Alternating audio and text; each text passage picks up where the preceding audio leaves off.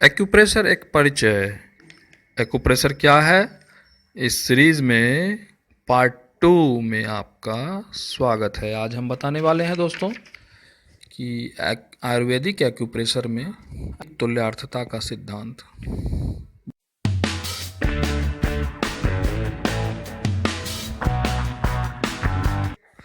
नमस्कार दोस्तों, मैं हूं डॉक्टर विमल और आपके समक्ष लेकर के हाजिर हूं आप ही का channel total health support.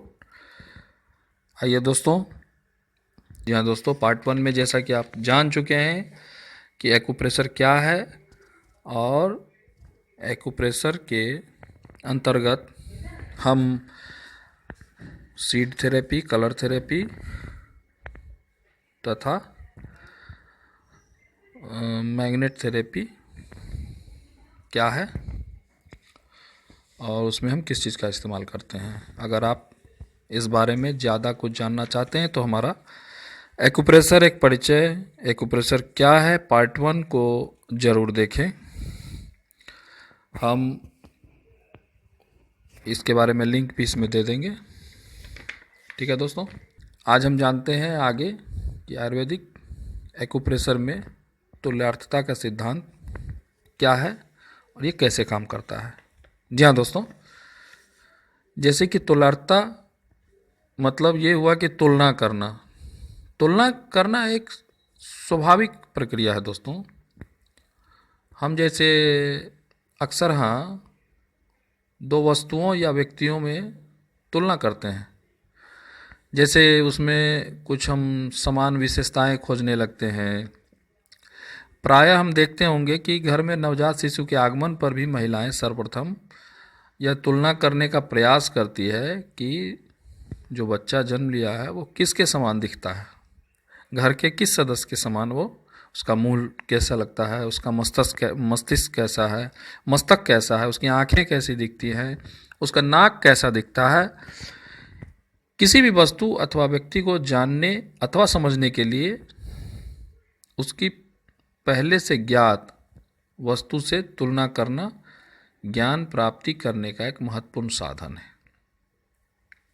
Ayurveda में तुल्यार्थता के आधार पर संपूर्ण ब्रह्मांड की तुलना मानव शरीर से की गई है तथा यह स्थापित करने का प्रयत्न किया गया है कि पिंड अर्थात मानव शरीर की ब्रह्मांड से पूर्ण तुल्यार्थता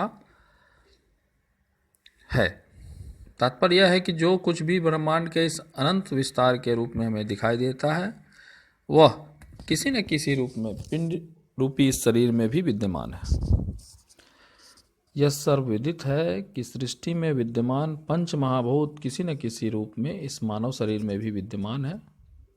इस दृष्टिकोण से मानव शरीर तथा ब्रह्मांड की तुल्यार्थता स्पष्ट रूप से स्थापित होती है। आयुर्वेद के इस तुल्यार्थता के सिद्धांत के दृष्टिकोण से मानव शरीर का जब हम अध्ययन करते हैं तो शरीर में तुल्यार्थता का एक और आयाम दिखाई देता है। तुल्यार्थता का जो यह नया आयाम है, शरीर तथा हाथ की हथेली में संपूर्ण तुल्यार्थता का आयाम, जिसके आधार पर शरीर अथवा हथेली में तुल्यार्थता स्थापित करके हथेली के माध्यम से ही संपूर्ण शरीर का सफलतापूर्वक उपचार किया जा सकता है। जी हाँ दोस्तों, आइए हम इसके आगे इस तुल्यार्थता का भिन्न भिन्न आधार पर विस्तृत विश्लेषण करते हैं। पहला, शरीर एवं हथेली एक इकाई के रूप में हम इसका अध्ययन करते हैं। जैसे ब्रह्मांड एक संपूर्ण इकाई है, उसी प्रकार शरीर भी एक संपूर्ण इकाई है। इसी आधार पर हम प्रथम दृष्टया इन दोनों में तुल्यार्थता स्थापित करते हैं।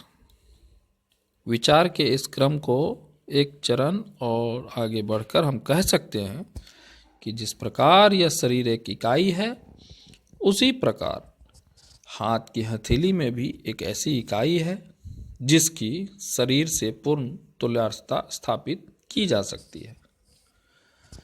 जैसा कि हम इस चित्र में देख सकते हैं, चित्र संख्या 1 में देख सकते हैं। देखिए, आप देख रहे होंगे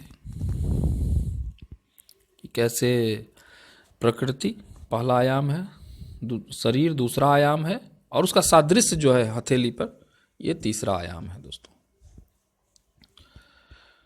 अब पॉइंट नंबर 2 है कि तुल्यार्थता की दृष्टि से शरीर एवं हथेली के दो भाग, शरीर का विश्लेषण करने पर इसके दो भाग स्पष्ट दिखाई पड़ते हैं, एक आगे का भाग, दूसरा पीछे का भाग। शरीर का सामने का भाग तुलनात्मक दृष्टि से उजला होता है, जबकि पीछे का भाग अपेक्षाकृत गहरे कलर का होता है। हाथ की हथेली का अध्ययन करने पर हमें ज्ञात होता है कि इसमें भी आगे का भाग उजला अथवा पीछे का भाग अपेक्षाकृत गहरे रंग का होता है। इसी प्रकार शरीर को आगे की ओर सुगमता से अधिकाधिक झुकाया जा सकता है, जबकि इसे पीछे की ओर उतनी सुगमता से झुका पाना संभव नहीं है। अब यदि अपने हाथ की हथेली की ओर भी हम ध्यान दें तो हम देखते हैं कि इसे भी आगे की ओर मोड़कर मुट्ठी के रूप में बंद किया जा सकता है, जबकि पीछे की ओर मोड़कर मुट्ठी नहीं बंद कर सकते हैं। अतः शरीर का आगे का भाग तथा पीछे का भाग अपने स्वरूप के दृष्टिकोण से हाथ की हथेली से पूर्ण तुल्यार्थता प्रदर्शित करती है। इसको हम चित्र संख्या 2 में देख सकते हैं। जी हाँ दोस्तों, जैसे कि आप देख रहे हैं कि हथेली के सामने का भाग है, सामने की ओर बंद मुट्ठी है, फिर हथेली का पीछे का भाग है।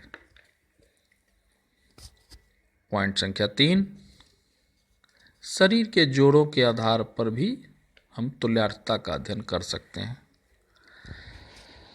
हमारे शरीर में अनेक जोड़ हैं जो शरीर के सहज संचालन में सहायक होते हैं। इन जोड़ों का विश्लेषण करने पर हम पाते हैं कि इनकी संख्या की दृष्टि से भी शरीर तथा हाथ की हथेली में अद्भुत समानता है। उदाहरण स्वरूप हमारे हाथ में प्रमुख 3 जोड़ हैं, कंधे का जोड़, कोहनी का जोड़ तथा कलाई का जोड़।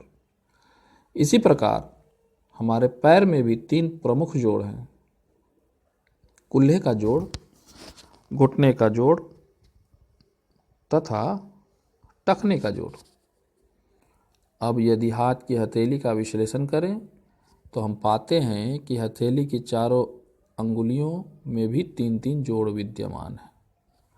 जोड़ों की समानता के आधार पर हाथ तथा पैर की तुल्यार्थता हथेली की चारों उंगलियों से स्थापित की जा सकती है।